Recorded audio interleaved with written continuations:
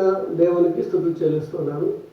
క్రీస్తు నామములో ప్రణాళిక టీవీ ప్రేక్షకులకు, వీక్షకులకు, సత్యాన్వేషులకు ప్రత్యేకమైన వందనాలు. ప్రార్థన చేసుకుందాం. సర్వోన్నతుడా, కృప కలిగిన మా పరలోకపు తండ్రి, మీ పరిశుద్ధమైన ఘనమైన నామానికి స్తోత్రాలైనా. ఈ సమయంలో మీ యొక్క వాక్యాన్ని ధ్యానించడానికి చేరియున్నాం. మమ్మల్ని అందరినీ ఆశీర్వదించండి. మా మనోనేతను వెలిగించండి.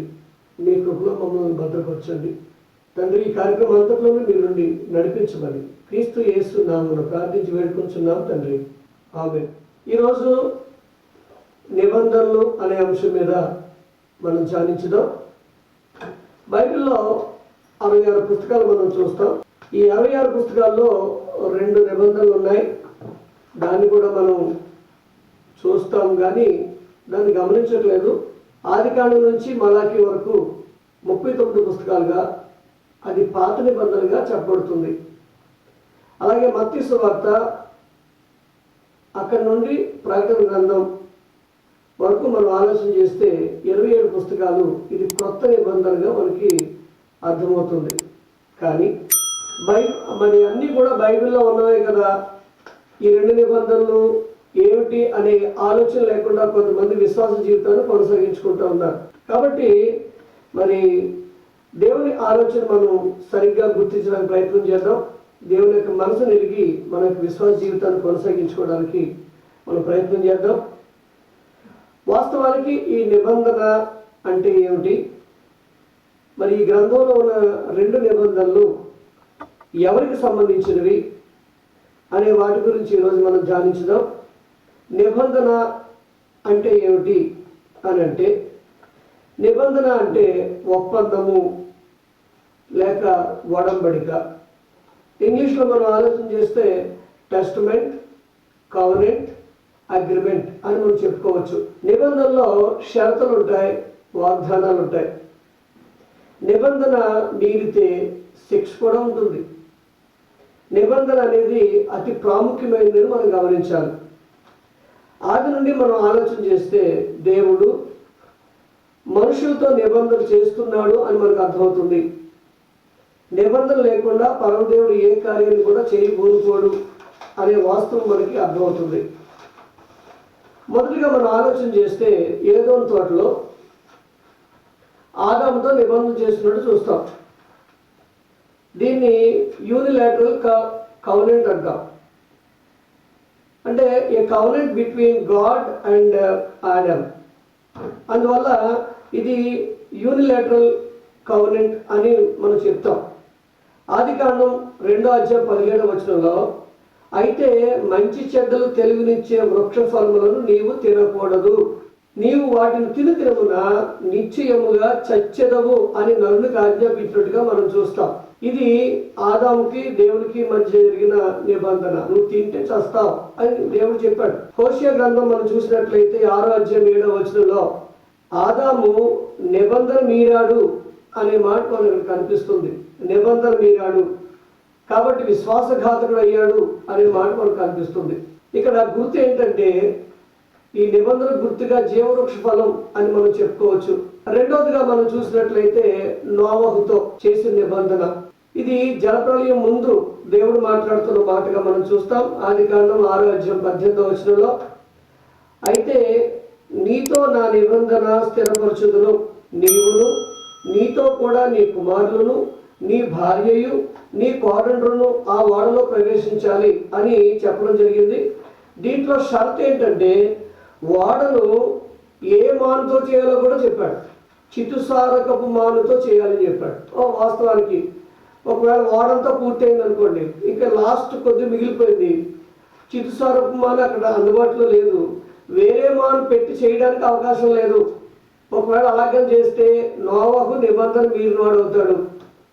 అలానే మరి ఏ కొలతల్లో ఓడను తయారు చేయాలో చెప్పాడు, ఆ కొలతలు మేరడానికి అవకాశం లేదు.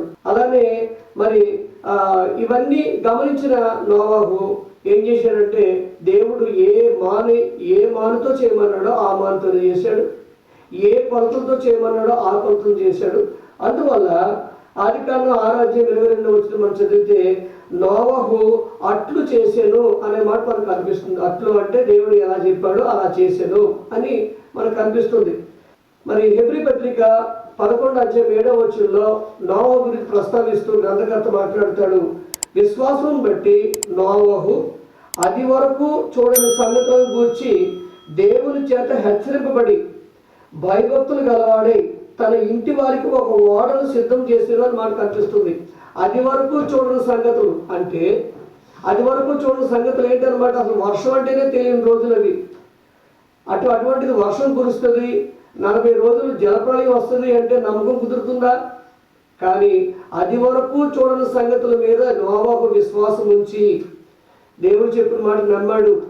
నమ్మి ఆ ప్రకారంగా ఆయన దేవుడు ఏం చెప్తే చేశాడు. కాబట్టి నోవహు నిబంధనలో ఉన్నాడు, నిబంధన మీరలేదు.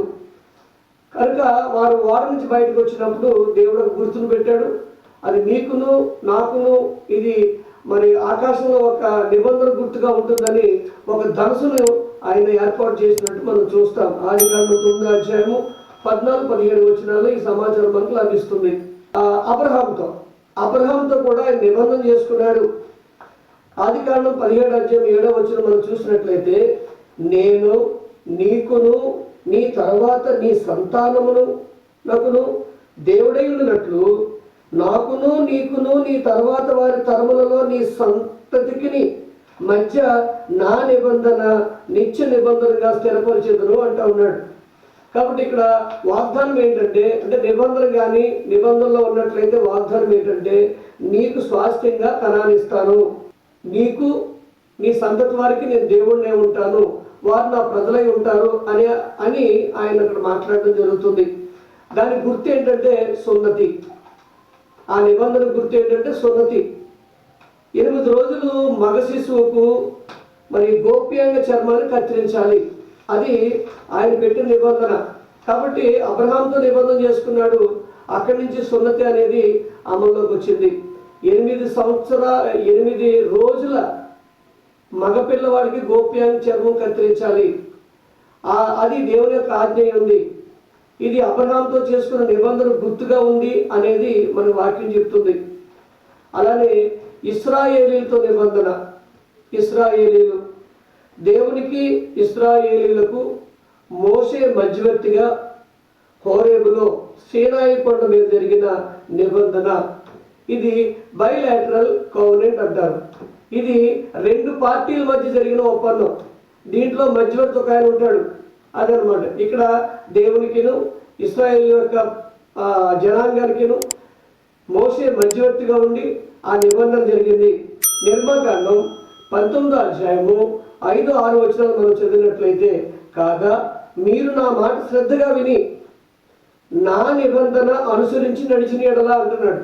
కాబట్టి ఇది షరత్ ఏంటంటే ఆయన ఏవైతే చెప్పాడో ఆ రకంగా వాళ్ళు బ్రతకాలి, నడవాలి. వాగ్దానం ఏంటంటే మీరు సమస్త జనులలో నాకు స్వకీయ సాంపాద్యమవుదురు, సమస్త భూమి నా దగ్గర, మీరు నాకు యాజక రూపకమైన రాజ్యముగాను పరిశుద్ధ జనముగాను ఉందురు అని చెప్తా ఉన్నాడు. ఇది ఏంటంటే ఎక్స్క్లూజివ్ కోవెనెంట్ అనమాట. ఇది ఒక ప్రత్యేకమైన నిబంధన. ఇది ఇశ్రాయేలుకిను దేవుడికిను మధ్య జరిగింది. మధ్యవర్తి ఎవరంటే మోషే గారు. కాబట్టి రోమపత్రిక 9:4 మనం చదివినట్లయితే వీరు ఇశ్రాయేలీలు దత్తపుత్రత్వమును మహిమయు నిబంధనలను ధర్మశాస్త్ర ప్రధానమును అర్చనాచారాదులను వాగ్దానములను వీరివి అని చెప్తా ఉన్నాడు. యోహాను సువార్త 1:17 ప్రకారంగా ధర్మశాస్త్రం మోషే ద్వారా అనుగ్రహించబడను అని చెప్పబడుతోంది. ఇక్కడ గుర్తు ఏంటంటే విశ్రాంతి దినం మరియు మందసం. ఇవి గుర్తుగా మనకి కనిపిస్తాయి. నిర్మాకాండం 31:16-17 విశ్రాంతి దినము అనేది అది నిబంధన గుర్తుగా మనకి అక్కడ చెప్పబడుతుంది. అలాగే దినవృత్తాంతం 2వ గ్రంథం 6:11 మందసం కూడా నిబంధన గుర్తుగా మనకి గ్రంథం చెప్తా ఉంది. అయితే ఇశ్రాయేలీలు ఈ నిబంధనను భంగం చేసుకున్నారు. కాబట్టి దాని స్థానంలో క్రొత్త నిబంధన నేను చేయబోతున్నాను అని ఆయన వాగ్దానం చేసినట్టు చూస్తాం. ఇర్మియా గ్రంథం 31 31 నుంచి మనం చదువుదాం. ఇదిగో నేను ఇశ్రాయేలు వారితోనూ యూదా వారితోనూ క్రొత్త నిబంధన చేయి దినములు వచ్చున్నవి, ఇదే యెహోవా వాక్కు. ఈ నిబంధన పెళ్లినాటి నిబంధన అని మనం చెప్పుకోవచ్చు. వివాహ నిబంధనకు సూచనగా ఉంది. వివాహ నిబంధన అదే మాట్లాడుతున్నాడు అక్కడ ఆయన. అది ఐగుప్తులో నుండి వారిని రప్పించుటకై నేను వారిని చెయ్యి పట్టుకున్న దినమున వారి పితరులతో నేను చేసిన నిబంధన వంటిది కాదు. నేను వారి పెనిమిటినైనను భర్తనైనను వారు ఆ నిబంధనను భంగం చేసుకున్నది, ఇదే యెహోవా వాక్కు. ఈ దినములైన తరువాత నేను ఇశ్రాయేలు వారితోనూ యూదా వారితోనూ చేయబో నిబంధన ఇదే. వారి మనసులలో నా ధర్మం మీద ఉంచేదను, వారి హృదయముల మీద దాన్ని వ్రాసేదను. యెహోవా వాక్కు ఇదే. నేను వారికి దేవుడనై ఉందును, వారు నాకు జనులగుదురు.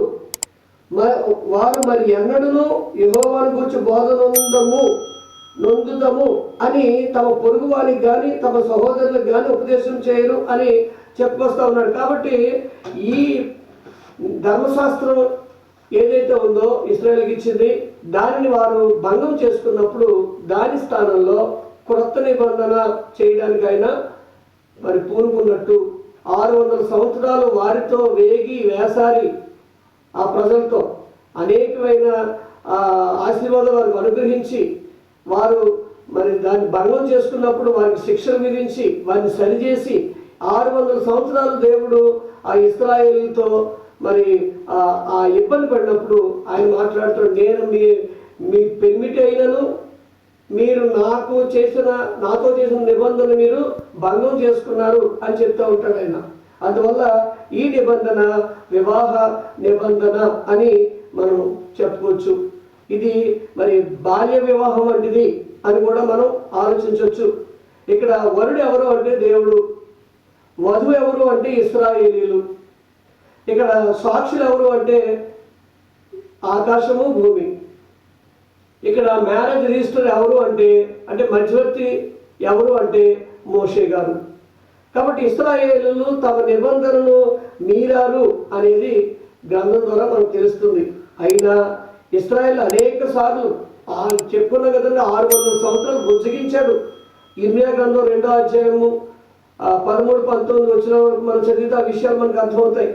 అందుకే వీరి విషయంలో సాక్షులుగా ఉన్న ఆకాశాన్ని భూమిని ఆయన వారితో మాట్లాడుతూ యెషయా గ్రంథం 1వ అధ్యాయం 2వ వచనంలో ఆకాశమా ఆలకించుము, భూమి చెవియొగ్గుము, నేను పిల్లలు పెంచి వారిని గొప్పవారిగా చేసి వారు నా మీద తిరగబడి ఉన్నారని ఆకాశానికి భూమికి చెప్తున్నాడు. ఎందుకంటే వారే సాక్షులు. కాబట్టి ఇర్మియా 31 మనం చదివినట్లయితే ఇశ్రాయేలు వారితోనూ యూదా వారితోనూ క్రొత్త నిబంధన చేయి దినములు వచ్చుచున్నవి, ఇదే యెహోవా వాక్కు అని చెప్పడం జరుగుతూ ఉంది. కాబట్టి ఈ నిబంధనను దేవుడు రద్దుపరచాలనుకున్నాడు. దీన్నే క్రొత్త నిబంధన అని చెప్పుడు చేత మొదటి నిబంధనను పాతదిగా చేసినట్టు మనం దాన్ని పాత నిబంధన అని పరిశుద్ధాత్ముడు చెప్తా ఉన్నాడు. కాబట్టి అది పాత నిబంధన. మరి ఆయన దాని స్థానంలో దాన్ని రద్దు చేసి కొత్త నిబంధన స్థాపించడానికి ఆయన పూనుకున్నట్టుగా ఇర్మియా ద్వారా మనకి తెలియవస్తూ ఉన్నాడు. ఇక్కడ ఏంటంటే చూడండి, నేను పెనిమిటినైనను వారు ఆ నిబంధనను భంగం చేసుకున్నది, ఇదే యెహోవా వాక్కు 33వ వచనంలో. ఈ దినములైన తర్వాత ఇశ్రాయేలు వారితోనూ యూదా వారితోనూ చేయబో నిబంధన ఏంటి అంటే వారి మనసుల్లో నా ధర్మ విధి ఉంచేదను, వారి హృదయముల మీద దాన్ని వ్రాసేదను అని చెప్తా ఉన్నాడు. దేవుడు ఇశ్రాయేలుతో చేసిన నిబంధన స్థానంలో క్రొత్త నిబంధన చేయడానికి నిర్ణయించుకున్నాడు. కాబట్టి మరి క్రొత్త నిబంధన ఈ నిబంధన మానవాళ్ళందరితో క్రీస్తు మధ్యవర్తిత్వంగా చేస్తున్న మరి నిబంధన అని మనం వాక్యాన్ని బట్టి అర్థం చేసుకుంటా ఉన్నాం. క్రొత్త నిబంధన ఇది మొదటి నిబంధన వంటిది కాదు అని హెబ్రీ పత్రిక 8వ అధ్యాయం 13వ వచనంలో చెప్తూ ఉన్నారు. కాబట్టి ఇది పాత నిబంధన. మొదటి నిబంధన అంటే పాత నిబంధన.